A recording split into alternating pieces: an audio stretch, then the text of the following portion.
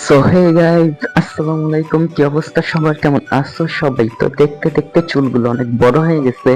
শেষবার মনে হয় ঈদের আগে চুল কেটেছিলাম, তো ভাবলাম চুলগুলো কেটে আসি। তো সাইকেল নিয়ে বের হয়ে পড়লাম চুল কাটতে। কি আর করবো গাইস, এক হাতে সাইকেল চালাচ্ছি, এক হাতে ফোন দিয়ে ভিডিও করতেছি। আর বর্তমানে রোদ, অনেক রোদ, 32-33 ডিগ্রি তাপমাত্রা এখন বর্তমানে যে অবস্থা। এইভাবে যাচ্ছি চুল কাটতে।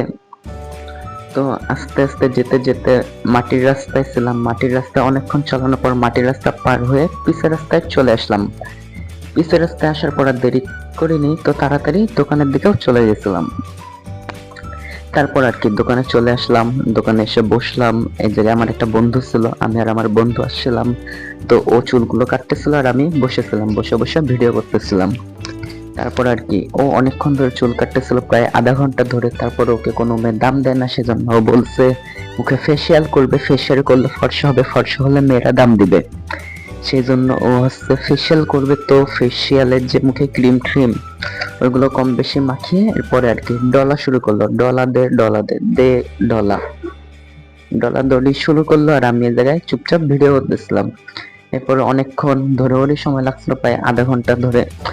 শুধু ফেসিয়াল করতে চুল কাটতে আধা ঘন্টা, 1 ঘন্টা মতন ওরই সময় লাগছিল। আমি আর কি করছিলাম, সে 1 ঘন্টা বসেছিলাম, বসে ফোন টিপতেছিলাম, ভিডিও করতেছিলাম। তারপরে আর কি অনেকক্ষণ বসেছিলাম, ভিডিও করলাম কম বেশি। ভিডিও করার পর আর কি বললো এবার তোমার পালা, তুমি জায়গায় যে বসে। পরে আমি এসে এই পাশের চেয়ারে বসে পড়লাম। তারপর আর কি শুরু হলো আমার চুল কাটা। শখের সব চুলগুলো কেটে ফেলতে হচ্ছে।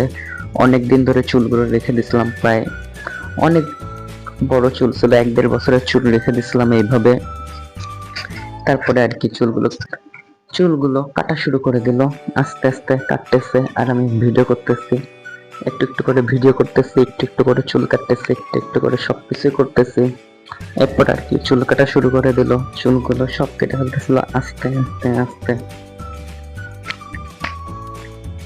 তারপরে চুল কাটা শেষ। এই হচ্ছে চুল কাটার পরের ফাইনাল লুক।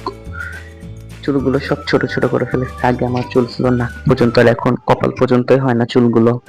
আমি চুল কাটার পরে একটু লুক দেখতেছিলাম কেমন। তারপরে আর কি দুজনে চুল কাটার টাকা দিয়ে ভেবেছিলাম বাসায় চলে যাব। তারপরে আর কি চুল কাটার টাকাটা দিলাম, দিয়ে আমরা বসেছিলাম একটু।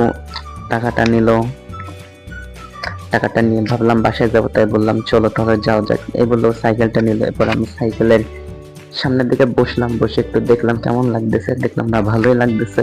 ভেবেছিলাম বাসায় যাবো, পরে ভাবলাম না, যে গরম, একটু আইসক্রিম খেয়ে আসি। তাই চলে গেলাম আইসক্রিমের দোকানে। তো আইসক্রিম খেয়ে তারপরে বাসার দিকে যাব। তো তোমাদের কাছে ভিডিওটা কেমন লেগেছে অবশ্যই বলবা, আর নতুন হলে অবশ্যই সাবস্ক্রাইব করে দিবা। তো এখন আমরা বাসায় চলে যাচ্ছি। সবাইকে আল্লাহ হাফেজ।